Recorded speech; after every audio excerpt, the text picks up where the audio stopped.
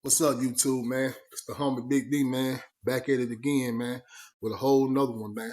I'm not saving the shots out to the last. So if you make it to the end of this video, then when the shots out gonna come in, man, and you come in the last video, man, you will hear your name called out on this video. You know what I mean? And to everybody who been subscribing, everybody, to all the new subscribers, to everybody who done commented on these videos, hey, man, do me a favor, though. Hit that like button, man. Hit that like button. If you like what you hit, man, hit that like button, man. It ain't gonna, look, one move, back up.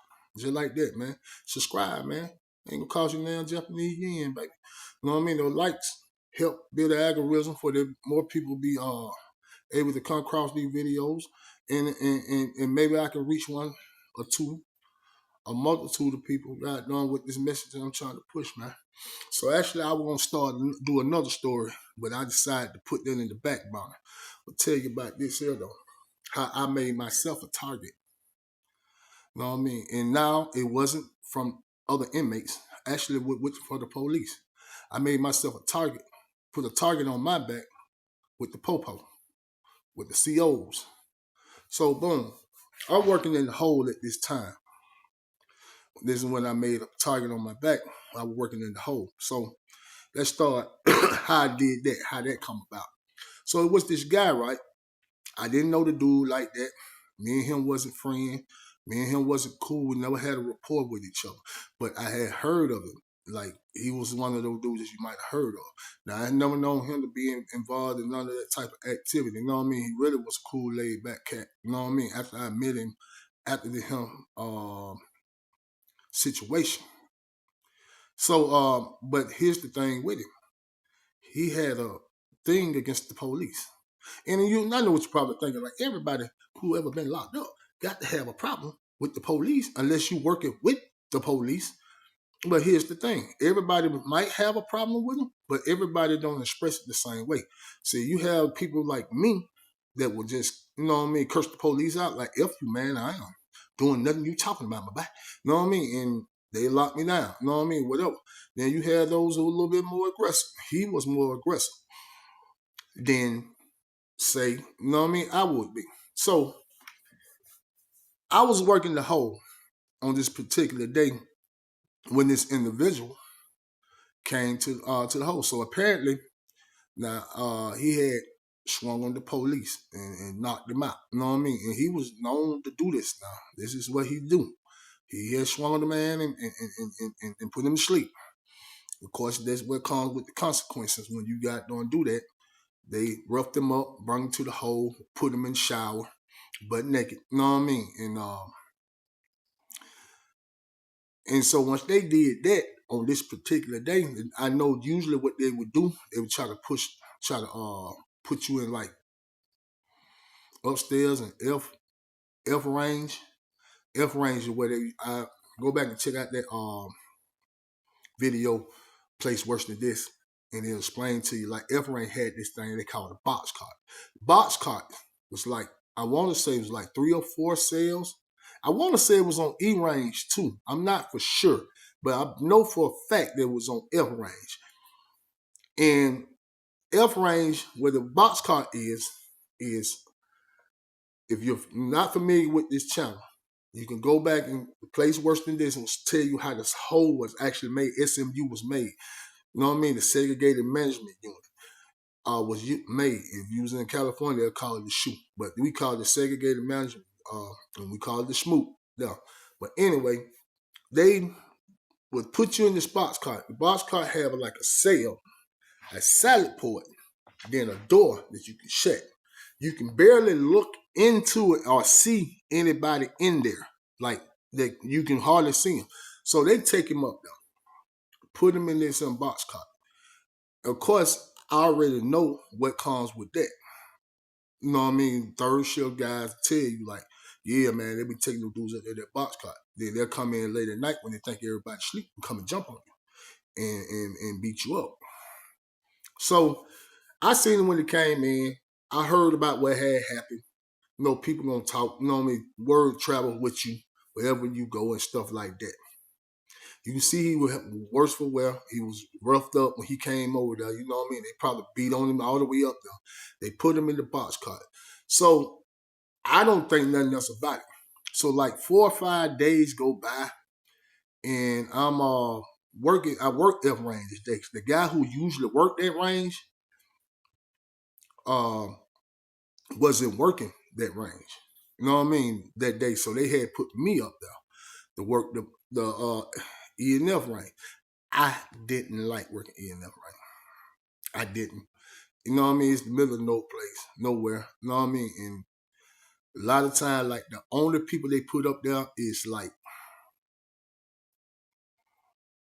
I want to say E range was like high max waiting for a sale on H range, or they just put you up there and you just lost in the sauce. You know what I mean? Now F range was for the juveniles.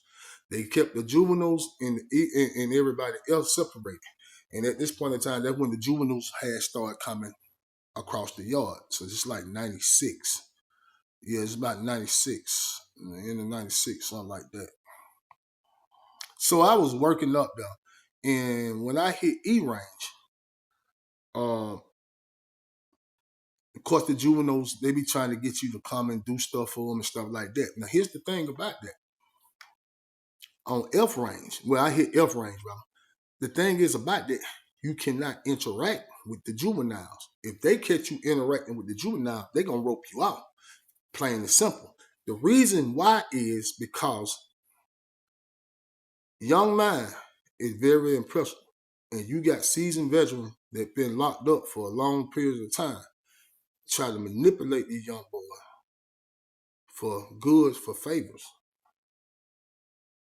You feel where I'm coming from, kind of favors these guys be wanting. It's sick, but it's true. And if they feel like that you can, like, they ain't got nothing, like they ain't got no food, they ain't got no, they be want cigarettes, they be want stuff like that. If you don't have the money to buy it, then these guys will try to like, yeah, man, you smoke with me, man, what you gonna do for me? Type of time. Now, I'm not saying all the juveniles are going for it. You know what I mean? Because a lot of them little bad jokers bad. They bad. They in prison, but they bad. But then you have those who probably committed a crime, but given a whole bunch of time behind something that they really would never have done but once in their life. And instead of them getting them an alternative way, like, I understand if you were looking at it from the lenses of, well, they shouldn't have did what they did, they wouldn't be there. But at the same time, man, I feel like you'll take a young life and basically destroy it over some adolescent. You know what I mean? Behind some adolescentness. You know what I'm saying? And a lot of time, man, we don't take that into account. You know what I mean? Like, it could have been an alternative way that you dealt with it. You know what I mean? Unaliving the person, okay. I get it. You know what I mean? You got to deal with the grieving families and stuff like that. But you had guys in there for all right.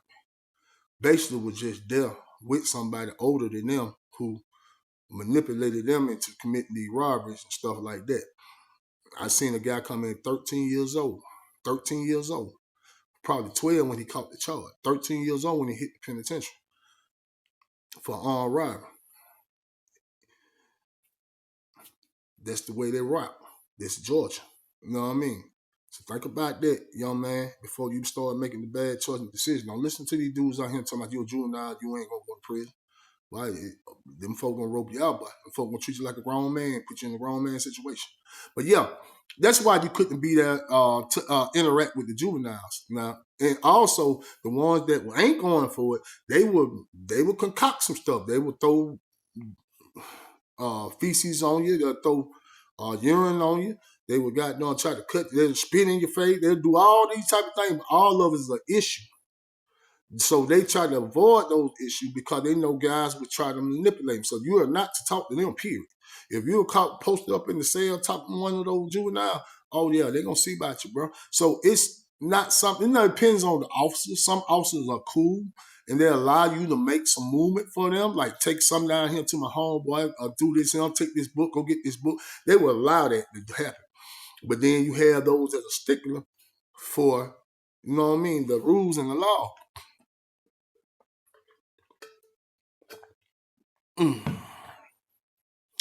Stickling for the rules and the laws, the rules of the prison. So I was working up there, and they trying to get my attention. So I'm acting like I don't even hear them. I'm just doing my little thing, trying to sweep and clean up and get off that rain. I go sit out there in the little goddamn area where you can sit at. But the dude went real animate. They were like, hey man, D.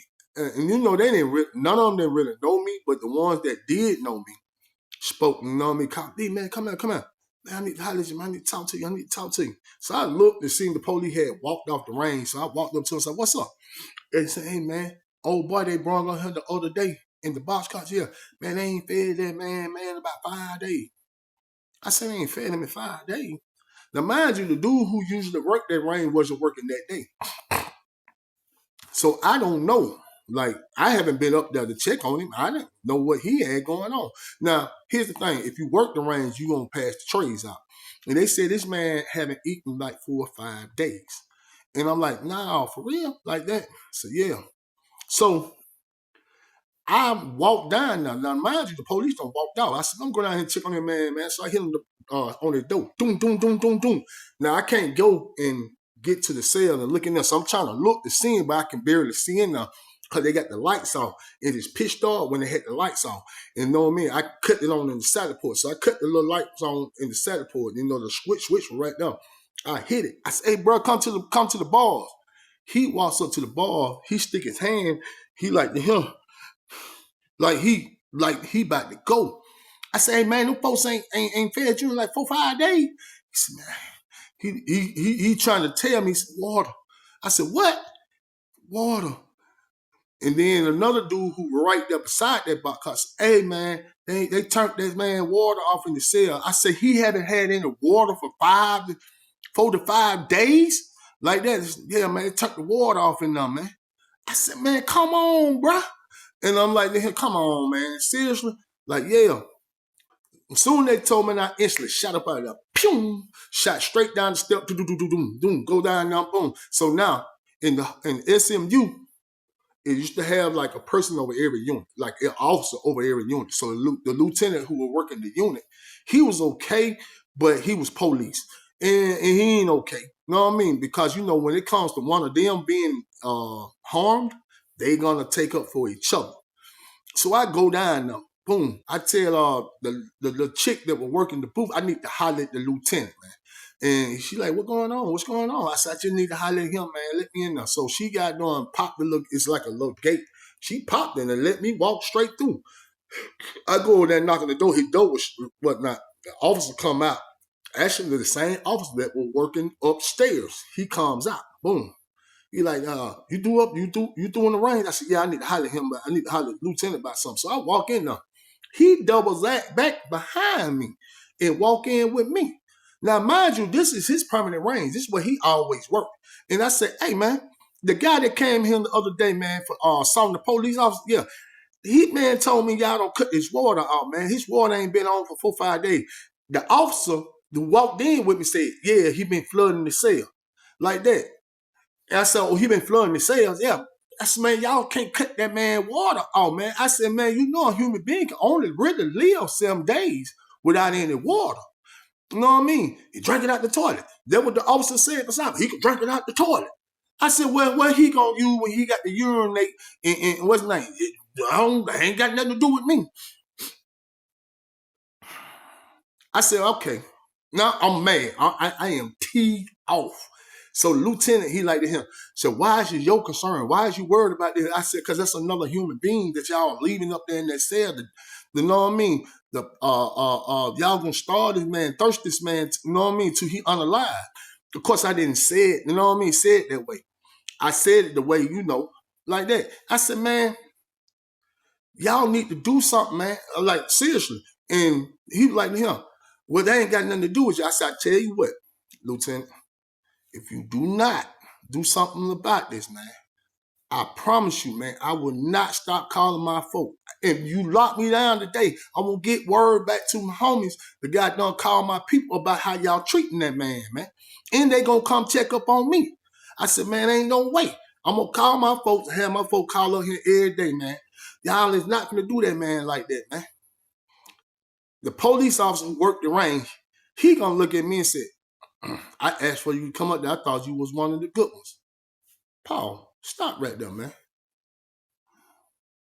The hell that man mean like I'm one of the good ones?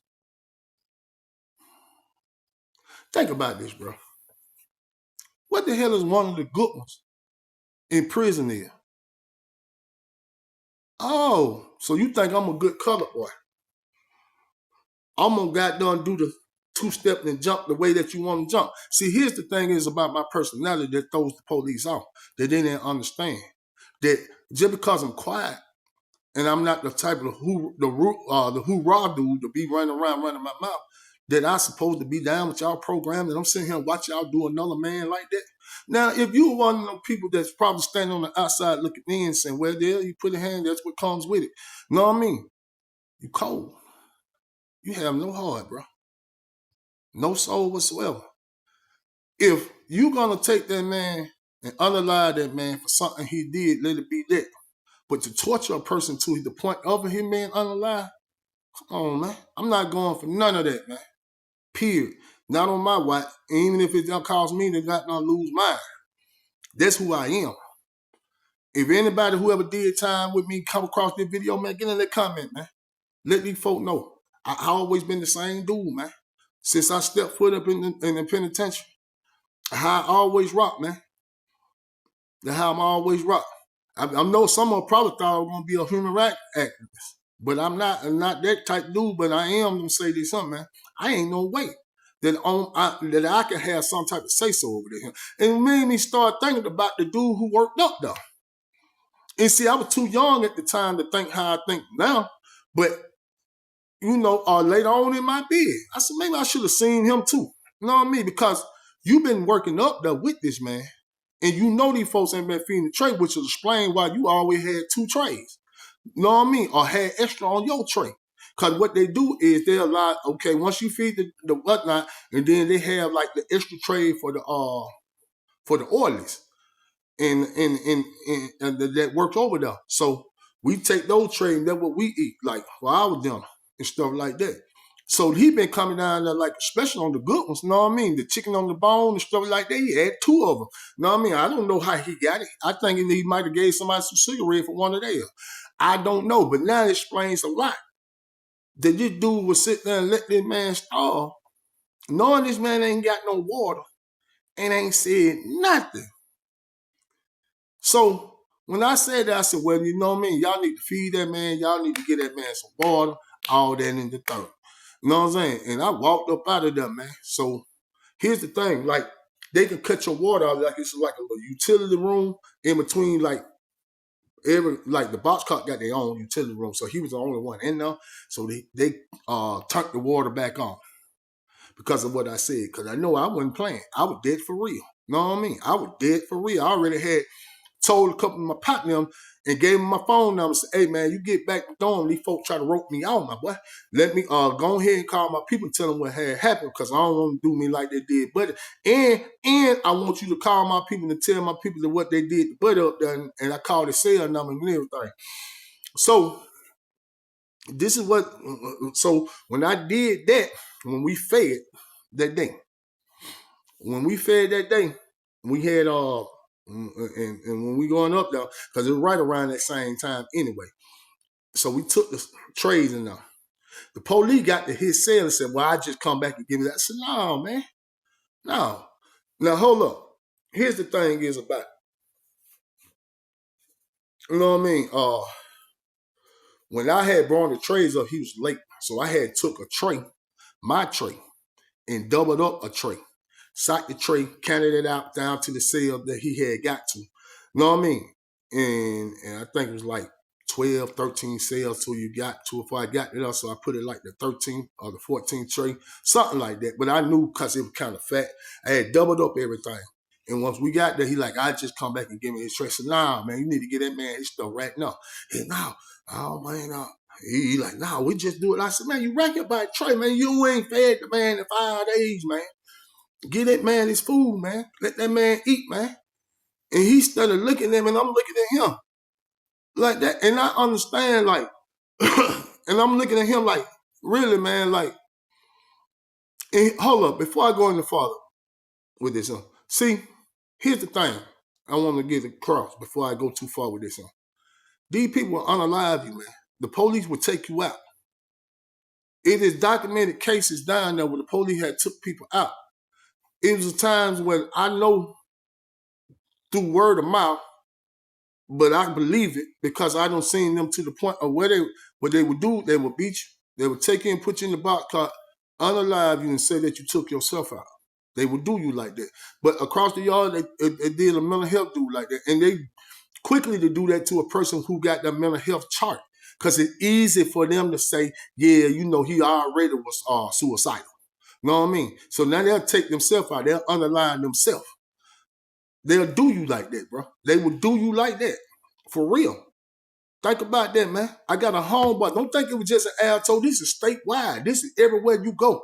I'm on a side story. I got a homeboy. You know what I mean? He was I know he'll crash out.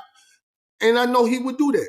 But he went to Valdosta State Prison, man. But I know the thing is about him that even though he's like that, he ain't going to take himself out.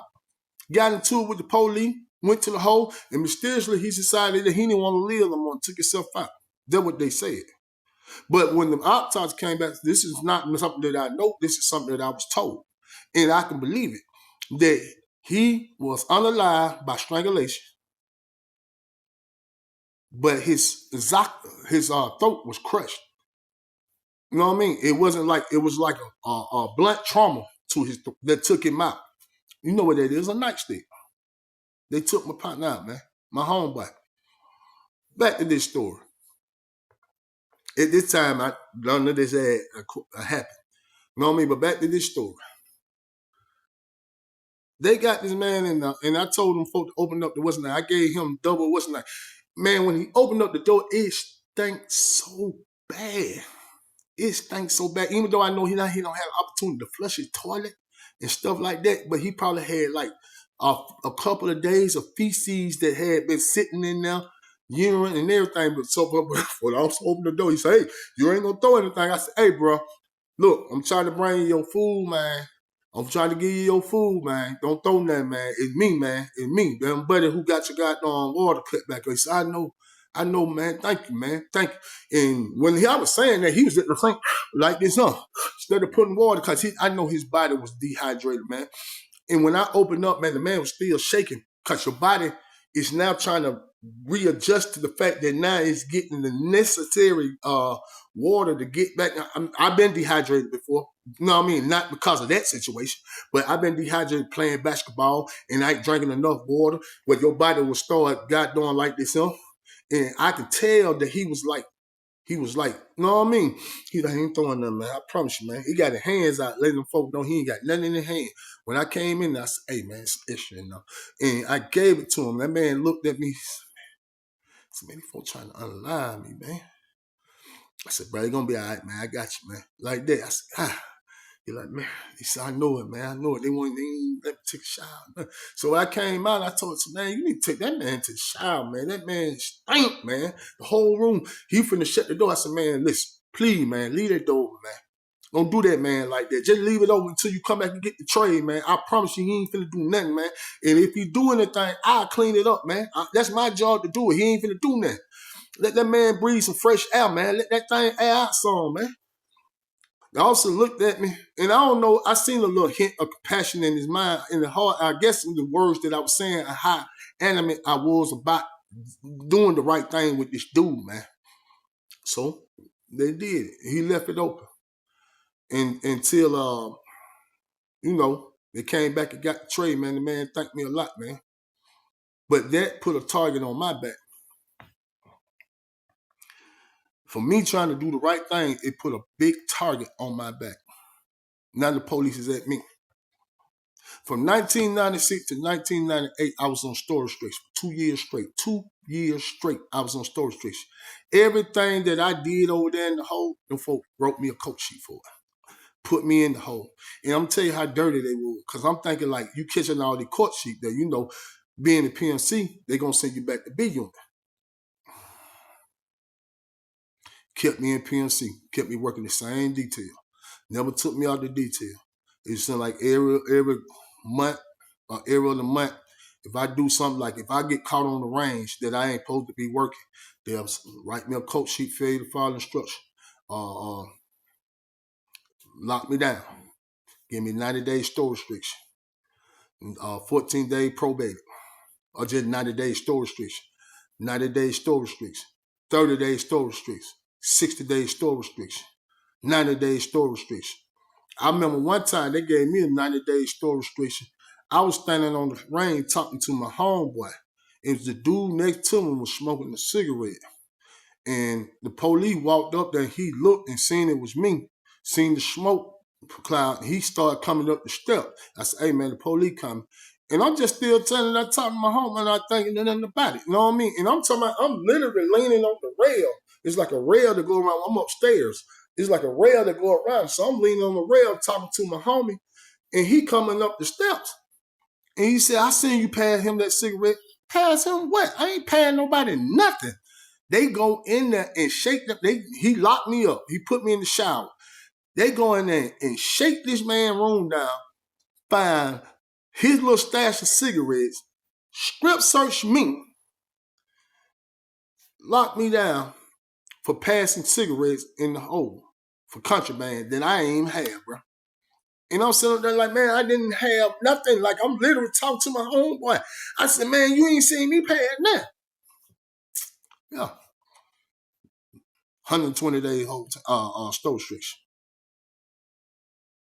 2 years straight, bro. They did that, man, so I kept hounding the counselor to get me into trade school, and that's how I ended up getting up out the hole. And I got into trade school. That's how I ended up got out of working at SMU. I got locked down. It seemed like every other month, 2-3 months. They put me back in the same dorm, same detail, same dorm, same detail, same shift, every day. But you know what? And this is the underguard truth.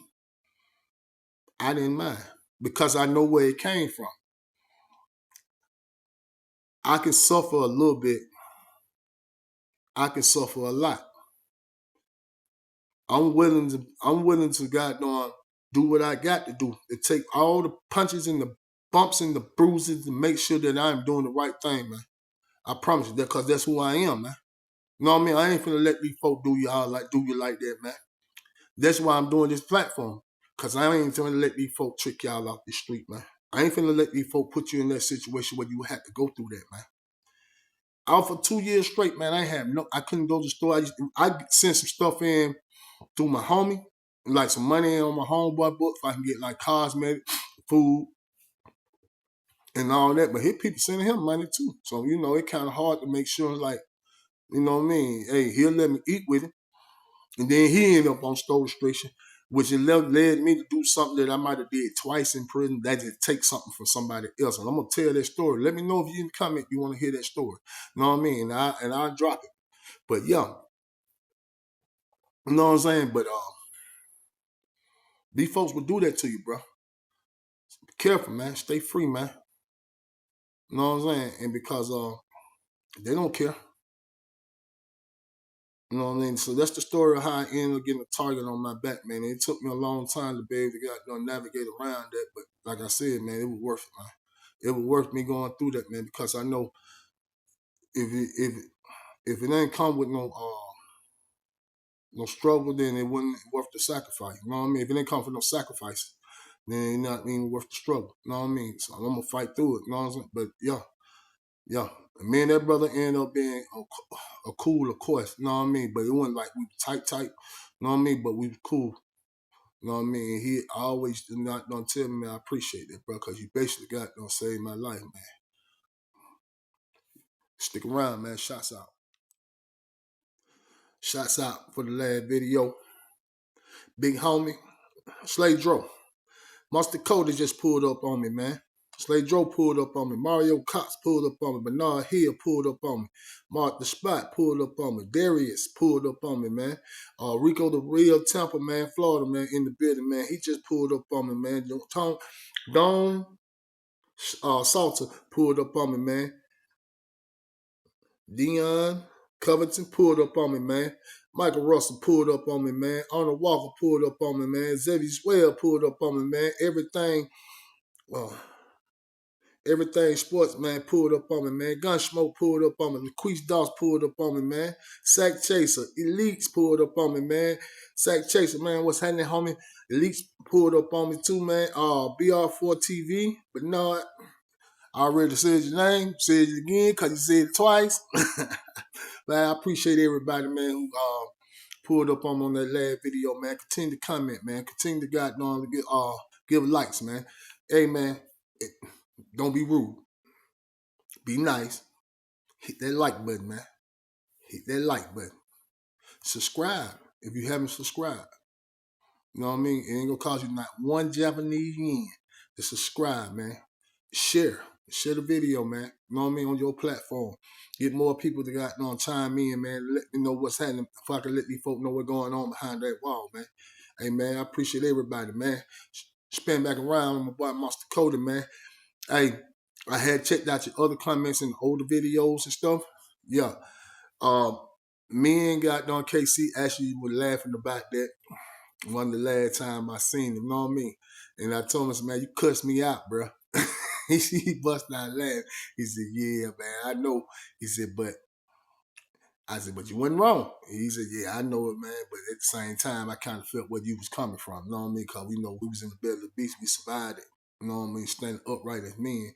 Then you had him powder puff dude coming and flexing like they were hard down there. But, at the same time, it's only fair if you call everybody out on their BS. Man, like I said, man, it's the homie Big D, man. I appreciate everybody who chimed in, man. Like I said, man, till the next time.